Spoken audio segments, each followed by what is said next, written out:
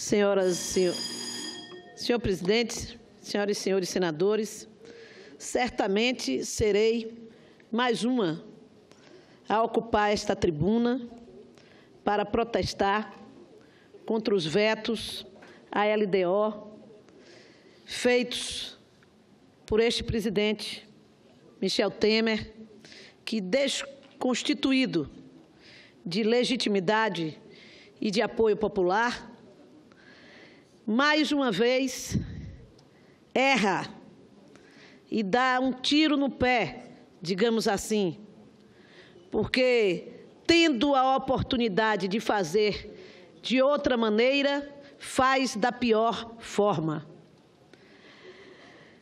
40 vetos à LDO. Alguns já foram aqui ressaltados o seu conteúdo de restrição a investimentos na área de defesa dos direitos humanos, de combate à pobreza e de ações que promovam a igualdade social. Mas é mais inacreditável ainda o retrocesso galopante que o presidente Michel Temer, ilegítimo, vem impondo à educação brasileira. E a ação mais recente é este veto que mais parece um ato de provocação, neste momento no qual as universidades públicas clamam por recurso, vivenciando uma crise sem precedentes que se caracteriza como um verdadeiro sucateamento. É lamentável e causa-nos indignação o veto. Ouvimos aqui, durante muitos meses, se dizer que após a PEC 55, o Brasil, o Congresso Nacional, ia ter que optar entre quais os recursos que ia permitir no orçamento, quais o que ia anular para garantir aquilo que era o centro da vida nacional, que seriam os investimentos em educação, em saúde, em ciência e tecnologia. E o que nós estamos vendo é cair por terra esse discurso. Justamente é na educação que se concentra o veto do presidente.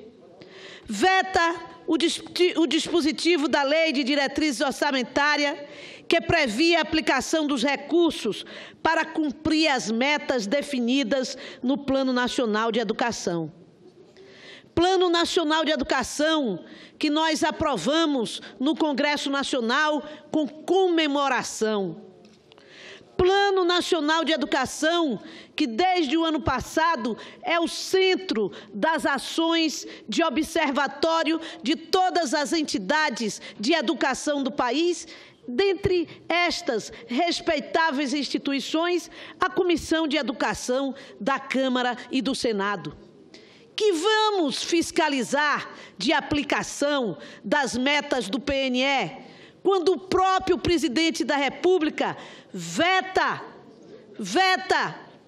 justamente os recursos disponíveis para aplicação deste Plano Nacional.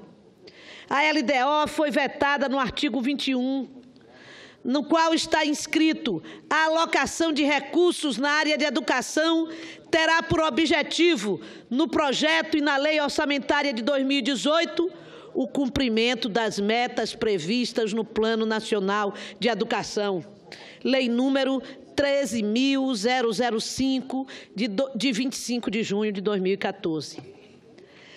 E no parágrafo único dizia: a alocação de recursos de que trata o caput deverá buscar a implantação do custo aluno qualidade inicial, CAC, nos termos da Estratégia 20.6 do Plano Nacional de Educação. Assim, não é possível desconhecer, nem deixar de denunciar o absurdo que se pretende. Mais uma máscara que cai deste governo. A máscara de que estaríamos com a PEC 55 garantindo a manutenção dos gastos em educação e saúde. está aqui demonstrado o descompromisso deste governo com o Plano Nacional de Educação, com um plano que foi debatido por dezenas, centenas de entidades no Brasil e que aponta o crescimento, as metas fundamentais a serem alcançadas em 10 anos pela educação brasileira. O que estamos vivendo hoje é um ataque frontal aos direitos educacionais conquistados com muita luta. Para cumprir esse desiderato, o presidente Michel Temer, aquele que roubou o mandato da presidenta Dilma Rousseff, primeiro aprovou a famigerada proposta de emenda constitucional 241 de 2016, conhecida como PEC 241 na Câmara ou PEC 55 no Senado, que congelou os gastos públicos das despesas primárias durante, no mínimo, 10 anos e, no máximo, 20 anos. Colocou isso na Constituição do país. Cometeu esse absurdo de, através de uma política fiscal, uma política de medida, de ação, de economia, embuti-la para amarrar a Constituição brasileira. Tal absurdo. Fez isso anunciando que era para segurar os gastos públicos. E nós estamos vendo agora o estouro do déficit público. Somando-se a este cenário, fez também a reforma do ensino médio, que veio deslegitimando diversas disciplinas importantes para a formação do aluno no ensino médio no Brasil. Além disso, cortes consideráveis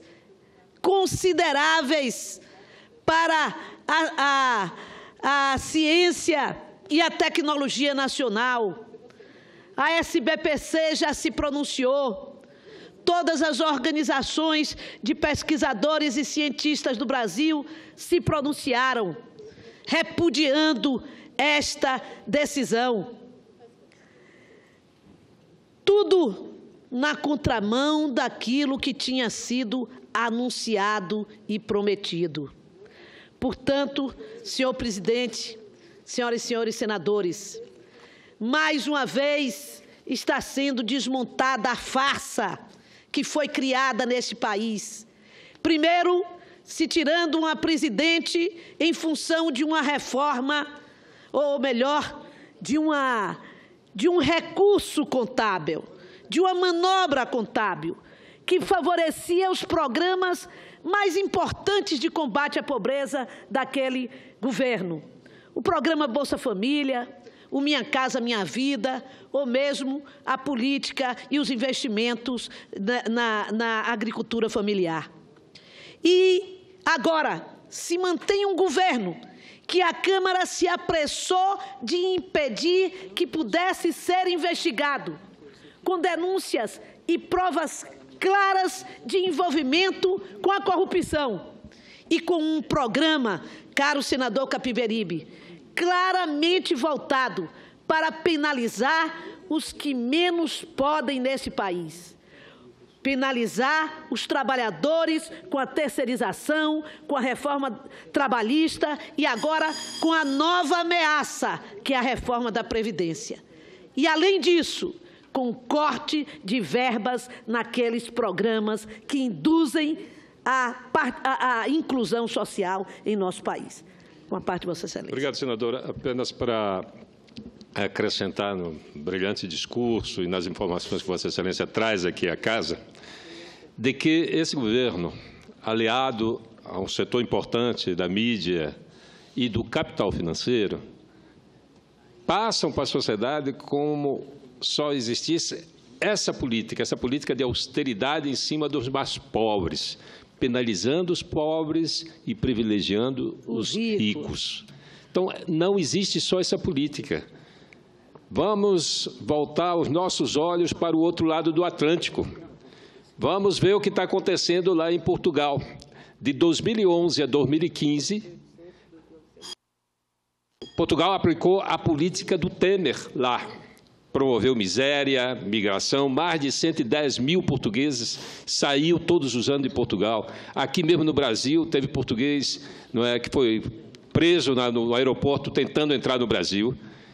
Agora é o contrário, tem brasileiro indo para Portugal. A partir de 2015, uma coalizão de esquerda, liderada pelo Partido Socialista Brasileiro, mais o Partido Comunista, mais o Verde, o Partido Socialista Português, mais os Verdes e mais o novo partido de esquerda, que é criado em 2000, eles estão dando a volta na economia. Cresceram esse primeiro trimestre 2,8%. Enterrar a política da austeridade, essa mesma política que está espalhando miséria no nosso país, eles acabaram com ela e o país voltou a crescer, voltou a ter esperança. Portanto, não... Muito obrigada, caro senador Capiberibe, pela parte que muito enriqueceu o nosso pronunciamento, e nós, como Vossa Excelência, reafirmamos: outro caminho é possível. Muito obrigada.